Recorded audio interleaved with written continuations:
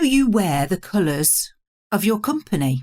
Does it make you feel great when you walk into a room or you're on a Zoom call in your corporate colours? Have you even given it any thought at all? You'll see me in pink lots. Well, it is a detail that is worth thinking about. And our guest today, Marina Hauer, takes us on a journey about colours and branding and really unravels some mysteries that even I didn't know.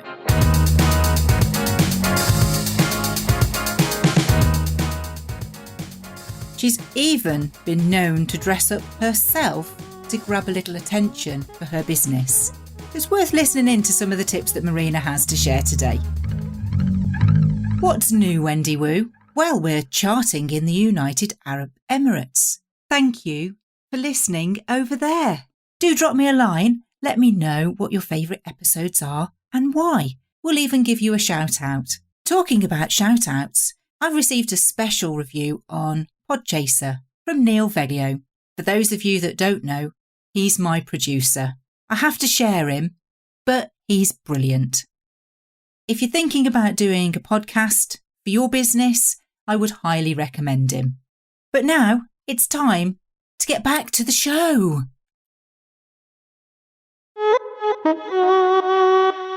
Tell us a little bit about how you got into marketing, rebranding, working with coaches and that sort of thing. Do you want the long story to that? My thing is and has always been about identity and how we construct identity, how we form relationships and what kind of makes us want to stick together as humans and belong, but then also what makes us want to stick out because, you know, we all need to be herd animals. And at the same time, we have this very innate sense that we need to be individuals.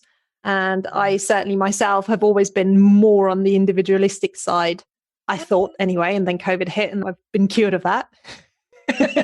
Than the community side. And it was only over the last sort of year that I realized just how much I was missing people. The right sort of people, though, don't you think? That is absolutely correct. That's absolutely correct. I don't miss driving to meetings where we then spend 45 minutes talking about not very much at all. And then you get to drive home again. So yeah. And from that, I sort of have a design background. I have a social sciences background, a not very linear career path, but who does these days? So try it all and see how it fits. Absolutely. So it kind of came down to, well, you have these design skills, work isn't working out. So let's try the self-employed thing. And design was one of the easy things to sell in the beginning when, you know, you have an idea, but you don't know how this whole business thing works. Everybody knows what a flyer is. Everybody knows what a business card is. I can sell that without having to go into this grand, I need to explain it. But what I realized in that is that traditional graphic design can be very transactional. You need something quickly. It needs, you know, everything needs to be done yesterday. It needs to be cheap. And once it's done, it's fixed. That's it. That's relationship over. You've kind of produced the goods and they move on. So where's the value for you? Yes. Where's the value? Ongoing. Yeah. Absolutely. And the parts that really grabbed me were where we were talking about identity and how can we bring across who we are in this business world? How can we stand out? How can we make the right people feel the right things about us? And so I gradually morphed my offer from a very design heavy focus into what is now very much a connection focus with a bit of design on the side. So it's emotive branding then. Yes, very intuitive. I like to say I need to get into your head and take out what's in there so you can get into people's hearts. That's what it's about at the end of the day. Yeah. You need to touch them. You need to connect with them. But if there's one thing I've learned about connection is that it's really hard to really connect unless you're connected to yourself first. So there's this whole piece in there about figuring out, calibrating where you've come on the rebranding stage or looking at where you want to be when you're branding from scratch and all the influences that involves where everything's come from. You're taking all your personality strands and your identity strands and I'm sort of the person that pulls them all out, and then together we weave them into the fabric of connection, if you like. Yeah, it's like chemistry, isn't it? And it is very much, and creating an intoxicating potion. Yes, one that is as intoxicating for the person that it's for than it is for their clients, because I find that if you're a solopreneur or one of those service business owners that sells something invisible, if you don't buy it, they don't buy it. That's so true, isn't it? That go back to this sort of idea that everybody is a salesperson. Doesn't matter what it is that you do, you've got to influence somebody somewhere along the line. And if you're not bought into something, you're not going to really be that bothered about whether they buy it or not. And really, you want people to go, yes, I've got to have that. So emotional decision making has got to be really key. What sort of, independent coaches, that's quite a broad spectrum. Is there a sort of particular type of coach or personality that you work with? Some work with introverts or extroverts. That's an interesting one, because I very much come across as an extrovert when I'm out and about, but I don't see myself as one. I'm the sort of person who likes to go home and close the door and not take any phone calls and sit with my book and just let everything calm down again. So like the fuzziness goes away in my body. Yeah, so you can recharge. Because it takes a lot of energy, doesn't it, to be giving? Yeah.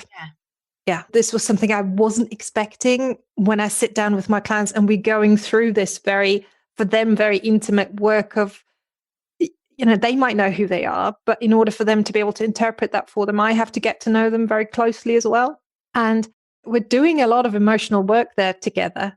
And it can be not exhausting, but it does take something out of you, and creativity doesn't come from nowhere. So there is that balance piece. So I would have said probably 2-3 years ago, I was very much trying to attract the extroverts because I was marketing myself as a superhero at the time, because, I'm a nerd. I like dressing up. I decided that it would be really fun if I created the superhero persona for my business and made the damn costume. So I've got the costume in a cupboard. That I've got to see. And wear that to like conventions and trade shows, because I knew there would be like 30 suits and me having a stand. So that's the individuality that you were looking for at the time, though, wasn't it? To be able to definitely. What I was, my initial objective was, what is the cheapest way to get me into the paper? For somebody to take a picture and to try some guerrilla marketing effort to try and get myself out there. And it did get me conversations. It absolutely got people to stop and to say, please tell me what this is about, because I don't understand. And it attracted, actually, amazingly, predominantly women who went up and kind of went, this is amazing. I love this. What is it that you do? It was only later that I learned that they don't want you to be their hero. They want to be their own hero. Yeah. They want you to make their suit. They want you to be, in true story brand fashion, they want you to be the guide. And they themselves are the hero in their own story. And at that point, I think to a degree, I was wearing the suit, my power outfit, as a bit of I'm making myself feel better about myself, because I don't really feel like I know what I'm doing here. It's interesting because that's almost like an armor in itself, isn't it? That can actually switch an audience off as well as switch them on. Yeah. Yeah. So while it was great fun, and we had lots of laughs and I had lots of positive feedback from it, and it certainly made me feel more comfortable and more confident when I was wearing it, because I was playing that role. I also then at some point realized that I was probably turning people off. And I don't mind polarizing. I don't mind being a bit of a Marmite option. I'd much rather I have some flavor that people dislike than to be completely bland.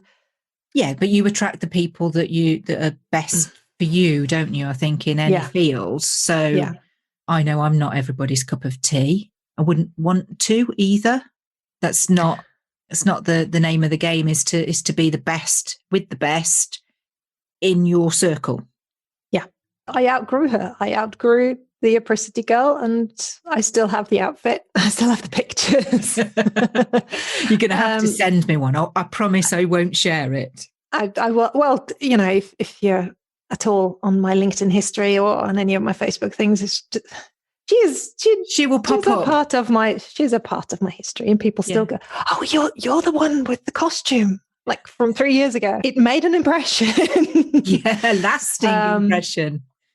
I'm connecting with people more closely now that it's really 100% about them and not so much about me. And there's genuinely a truth there for any kind of marketing or any kind of sales. It is always about the client.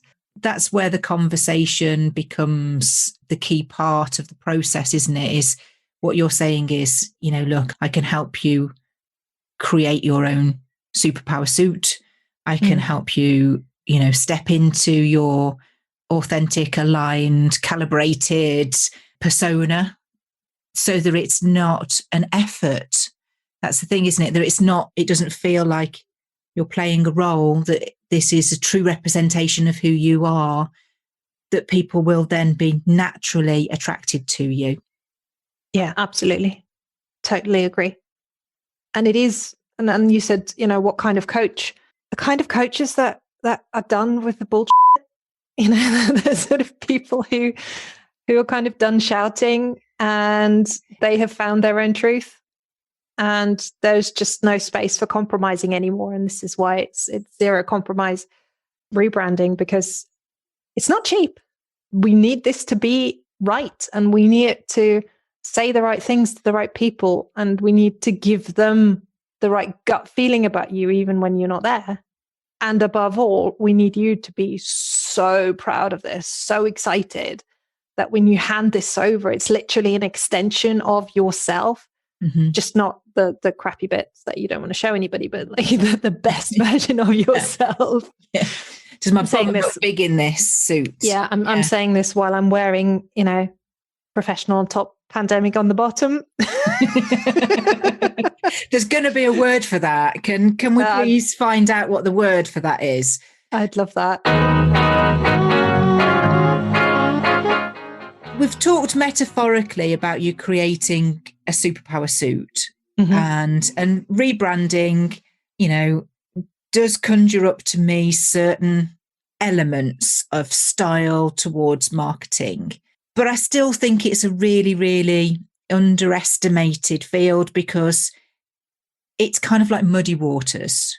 Until you can, let it settle and actually see what's at the bottom, you can see what you're going to get. And I think that's true in lots of industries, but certainly marketing, branding, sales, you name it. There's different names for so many different things that all mean the same.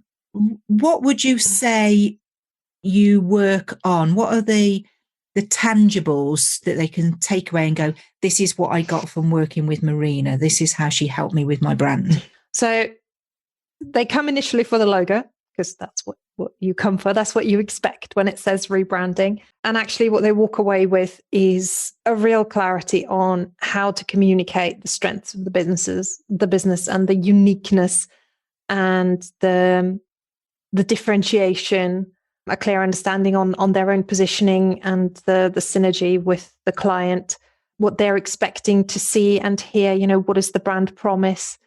They will have a personality profile for their brand that tells them this is how we act, this is how we react to the external world, this is how we communicate in terms of a brand voice. Obviously, there's going to be colors and pretty a lovely design, very pretty. A bunch of the for me, slightly more boring. This is what you're allowed and this is what you're not allowed to do with your logo in order to keep the consistency. But we're also talking about the energy in the business. I always say that the vibe, the kind of... Does it come down to cultures and values that... you kind of, it's almost like the survival guide of living the Zen way, for example? Yeah, to a degree. And I find that the bigger the team is that I'm working with, although I tend to work with quite small businesses for the majority, the bigger the team is, the clearer the understanding of what the brand of the business is has to be, because they all become ambassadors. So they all have to be able to carry that out into the world. Everybody has a phone. Everybody's on Facebook. They're all mouthpieces of your organization. Yeah, it's touch points no matter how you try and wrap it up. Yeah. But really the bit that I enjoy the most, that really gets me going, and I think that's probably where my zone of genius is, in terms of if I had to put a finger on it, is that taking what is in somebody's head, even though I can't physically see it, and turn it into something that can show back to them, and they go, how did you know? That's what was in my head. Yeah. And that's what excites me about it. It's an incredible privilege, I think, as well, to be able to work with people, but also to be given that gift and to be able to have realized and use that gift, because it not just impacts and fulfills you, but does so much more for the business owner, the company, and the extension into the world of people that they want to be touching. So it fascinates me what people go through and the extent and energy that's expended in doing something like that. But having done it myself, it is so worth it. Having gone through the process is, goodness, I'm instantly recognisable. If I use any of my branded imageries, icons, infographics, anything along those lines, people go, oh, that's Wendy, and they stop. So it can stop the scroll, which is something that we all need to do now, isn't it? So using a certain set of photographs in lots of different ways, it's just being able to, like you say, connect, isn't it? That you've got that, however many touch points it is, for them to go, I recognise that, and that's what I want to be looking for. Yeah. And you need to be recognisable across multiple platforms nowadays. It's not just you're on your website and that's it. You're on your website and then some. And although the platforms demand slightly different communication styles, depending on where you are, you still want to come across as one business, not three businesses on three different platforms. Yes. That happen to do the same thing. So the consistency, I think, for me, is something that people tend not to think about so much initially, because it's just them when they start out and they do everything themselves and it's all in-house. That's great. You're one person, you're very likely to do everything in just you, because you know what you are like. Yeah, because Canva's great, right?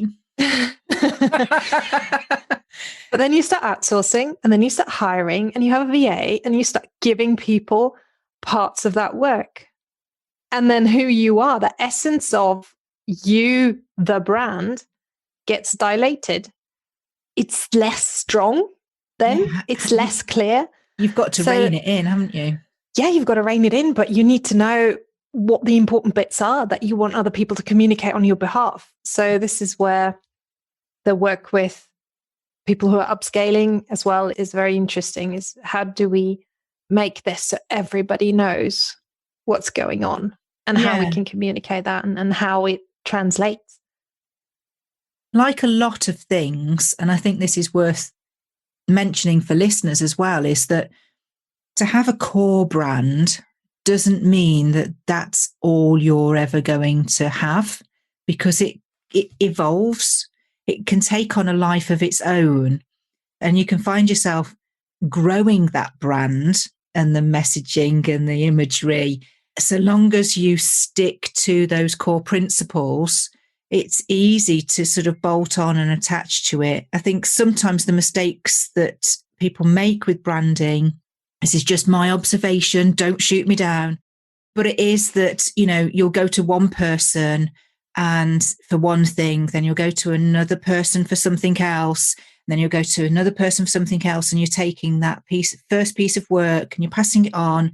It doesn't quite all flow. And that's where it's a good idea to stick with one person that can look after all of those aspects for you. Yeah, from a provider's point of view, absolutely. Or get yourself somebody who can do you a document that spells out very clearly what we do, how we do it. So you have something that you can carry to a third party and say, can you please, whatever you do, do it along these lines, because we have brand guidelines. Yes. But bringing it back down to a much more fundamental level, I think brand is not just influenced by the people we bring in at pay to help us with our products and to help us with our marketing, but brand is actually, and this is where it gets a little bit nerdy, and this is where I'm like, this is my come on, hit us with it, Marina. This is the good stuff. Your brand lives in the overlap between what you do and say and how people react to that and what they think about you and how they talk about you when you leave the room. So your brand is never wholly yours. It is always, to a large degree, informed by your audience and how they feel and what they think. So you only ever own about half of what you're doing anyway. And if of that half, you're then giving parts away to different providers. Imagine you're Coca-Cola, okay? And you have an office in every country in the world, multiple languages, lots and lots of different cultures, thousands of people working for that brand. Those brand guidelines have to be so absolutely clear that the person in India talks about Coca-Cola in the same way as a person in South Africa, as a person in the US, and the whole world understands what Coca-Cola stands for. Yeah. And it becomes simpler for that exact reason, the bigger the brands are. And this is why consumer brands are very, very clear, because they have to. And it's worth saying that you don't need to have something as strong as, one of those brands like Coca-Cola for it to work for you. You can start from a much smaller place. So I think sometimes, it's expectations aren't managed because perceptions are that it's, I've got to be, if I'm going to have a good brand, I've got to be like the corporates who've got very deep pockets and spend thousands. I mean, I remember, was it a couple of years ago when BT rebranded? And I just literally on LinkedIn shared the piece from the marketing agency that had announced it and said, would you have paid this much money for this logo? And it attracted so much attention because people didn't see the point of, of what was behind it and what was the thinking, and everybody kind of went, well, I could have just stood up and got a whiteboard and a purple pen, done that. Yeah. It's the ideas, the concepts, the time, who's involved. I know that there's so much more that goes into it that does rack up a bill. And this is kind of where it becomes important to have those initial conversations, isn't it, Marina, that you were talking about at the beginning? If you can sit and unpick who that person is, how they feel about the business, how they feel about what they deliver for their clients, then you're going to be able to represent them. It's not going to fall down later on down the line because you've got the right person that you're talking to. Yeah. And you're absolutely right. The big consumer brands play in a completely different, it's not even the same game. It's we're very, very far removed from having small business brands to having large international consumer brands. The simplest thing everyone can do is just be really intentional and become very intentional about what do I want to be known for? And to think about brand as reputation more than brand as a set of images that I use and a set of colors and designs that go on my stuff, because that then suddenly transforms everything you do. Because if you have decided that you want to be known as the most helpful in your sector, your customer service can't be and your onboarding process has to be slick, and you have to over deliver, and you have to give that. If you promise people something, they'll expect you to. You've got to keep your promise. Deliver. And then hold you to it, because the reputation takes a really, really long time to build and about 5 seconds to trash. Absolutely right. Goodness. Something that has been a topic of conversation recently, observing a couple of things that I won't go into now, but it's important, isn't it? I would say that brand kind of covers logic, emotion, and urgency and wanting to be involved with things. That's kind of how I wrap it up. And you're right, a brand should be a little bit like a legacy. If you remove yourself from your brand, does it still stand up on its own as an entity? That's kind of another good way of looking at it. If you could step out of it and somebody else with similar values as you, with similar skill sets, could step in and carry that forward, that's when you've nailed it. Yeah. I like to say, imagine it's a person. That, your business is a person, an individual, has a name, has a story, has a history, has a personality, has values and beliefs and a way of how they formed, has a certain way of speaking, a communication style, dresses a certain way. So that's your design element. And all of that together, if it makes sense, that is your brand to someone else. And you need to make decisions that turn your customers into friends with that person, that fictional person that is your business. Yes. rather than selling to a customer, which is just a line you're on not a selling spreadsheet. to, they should want to come and buy from you. Yeah. It's turning it that round. Gosh, Marina, we could talk about branding for quite some time. I hadn't realised that I'd had so many opinions on this. But it's good to hear it from an expert that, and that can not simplify it. You haven't simplified it. You've just explained it in a really, really concise way that we can all understand and go, I'm going to go and look again at my branding and see where it's working well and what I can improve on, which is cool.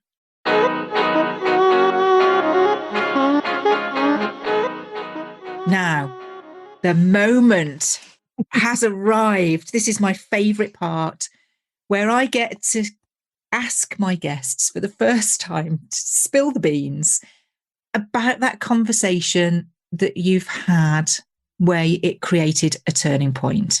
Okay. So I remember this really, really clearly.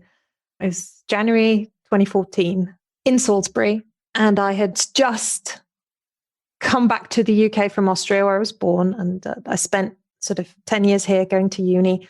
And then I went back thinking that life was going to be better there because I now have a fancy degree and the world is going to wait for me. And turns out that wasn't the case.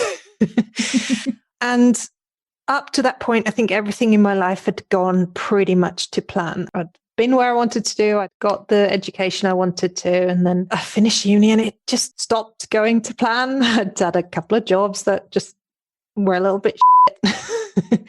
And I think we can all relate to those couple of jobs that we'd rather forget. I'd kind of decided that Austria, even though I'd been born there, I'd become an adult here in the UK. So I felt like a stranger in my own country. So I decided to wrap everything up and come back to the UK to do an internship on Salisbury Cathedral as a stone conservator, because architectural restoration is part of one of those degrees that I have that I'm not doing anything with. But, it's another ology. It's brilliant. Doesn't involve a lot of conversation because you're on a scaffold in the cold, like repairing stone, but it's amazing. So I was in Salisbury, newly arrived with a single suitcase in a shared house where you just have one of those rooms, and unexpectedly found myself with nothing to do. I'd gone to see the people for the internship and they said, "We've been delayed. We haven't got anything for you for 3 weeks." So now I'm sitting there expected to pay rent on a place where I'm literally not doing anything here.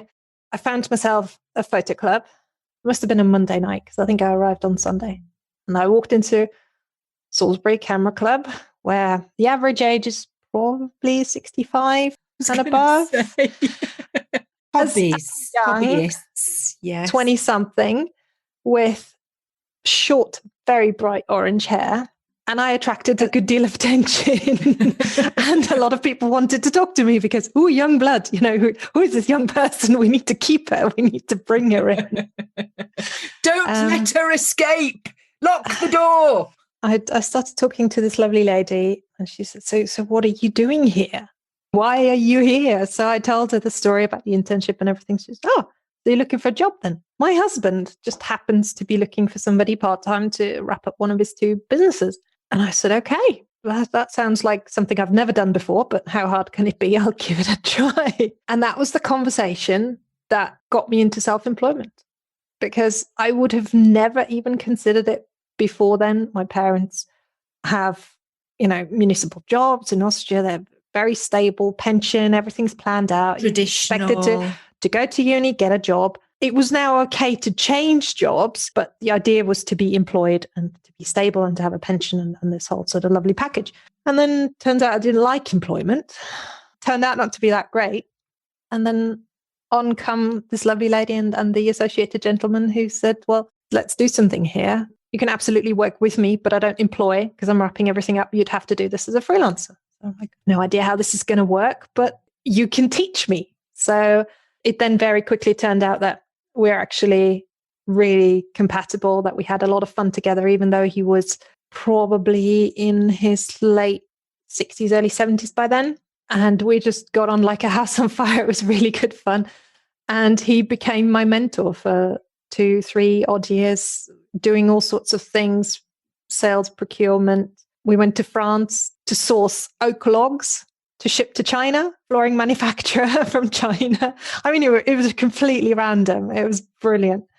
Yeah, that's undoubtedly what changed the course of my life, because before then I wouldn't even have thought. I would have kept looking for jobs. Chance encounter that can set you on a different course. I'm interested because I, mid-career, right at the very early stages of running WAG, I started this in 2005, 2008. There was the crash, financial crash. So I was still running WAG, but it wasn't enough to sustain me. So I had to go and get a job. And I ended up going and working for a retired millionaire. And I'd never done secretarial work. I'd never done bookkeeping work, but he needed somebody to write letters to his cronies, and he needed somebody to update his bills and his accounts and things like that a couple of mornings a week. And that was that bridged the gap for me financially. And actually some of the skills that I'd used through doing an office job, but not as intensely in those kind of areas. And to this day, he still talks to me in my head. So I've got to ask the question, when you find a mentor like that you can have fun with, when really on the outside world, anybody looking in would have thought it was a very serious relationship and he was definitely the boss and I was definitely the secretary. Does he still talk in your head to you now? Oh, yes. Oh, yeah. Yeah. It was really bizarre to start with because I was so in this. We start at 9, we finish at 5. He was laissez-faire. He was an entrepreneur. He would go where the world would take him. I don't know. He'd had his fingers in all the pies, and he was, not retiring, but he didn't need to work. So he was just doing things that interested him. We would always have not one plan, because Marina likes one plan. We're Austrian. You have a plan, you stick to it. And I really was like that.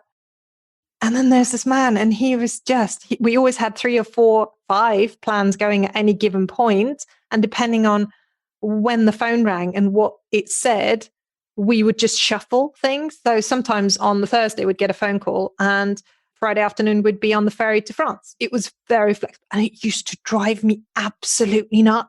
And he used to just say, Marina, you have to play these things by ear. You're still in control. You have to play these things by ear. And now, 6 years later, we're no longer working together. We're still talking. I now find myself saying to my partner, my friend, we're going to play it by ear. It's going to be okay. and I get it now. I completely get it. Oh, you live in a constant world of frustration, Marina. That's the choice. Yeah, I realize that I don't think you can be self-employed and try and hold on to everything. Like you say, the phone could ring, an email could land, anything at all could happen. Goodness, in recent times, a pandemic can hit and you can't move out and do things. So we really do have to be agile. Yes. The good word for being self-employed.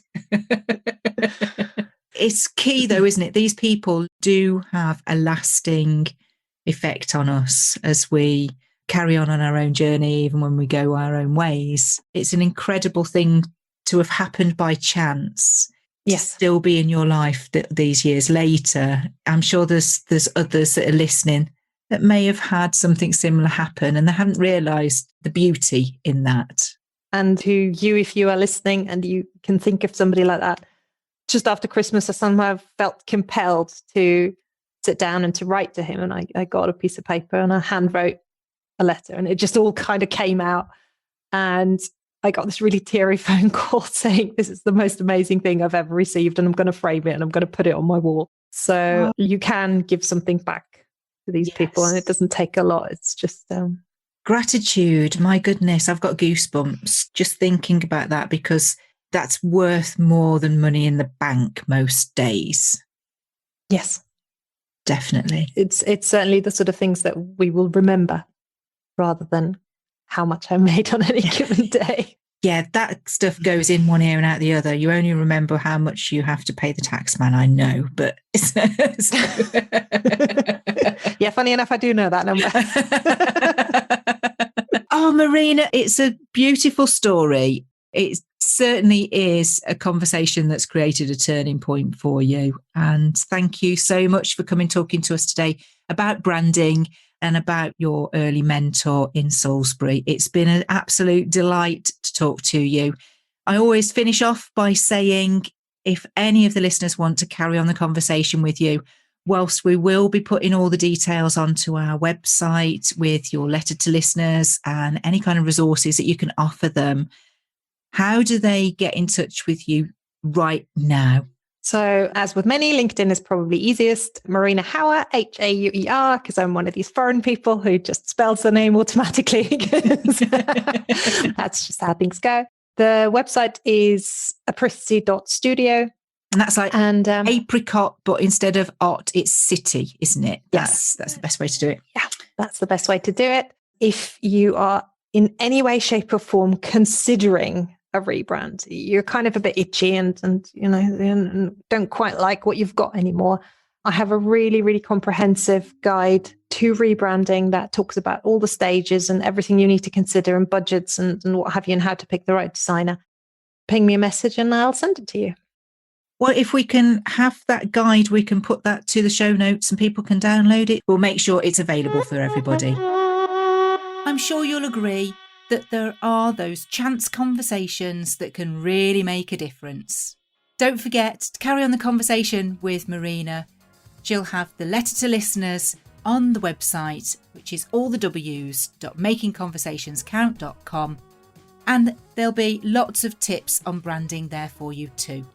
If you'd like to take the telephone influence test, you'll also find a link to that over there too. My diary's there if ever you fancy a chinwag. If you need some help at all picking up the phone, I'm your gal. Until next time, where we will have the wonderful David Smith talking to us about boccia. Yeah, so 5 years later I was going to a Paralympics, and after the British, everything became a whirlwind. I was, selected for England camps. You're going to have to Google it or wait till next week.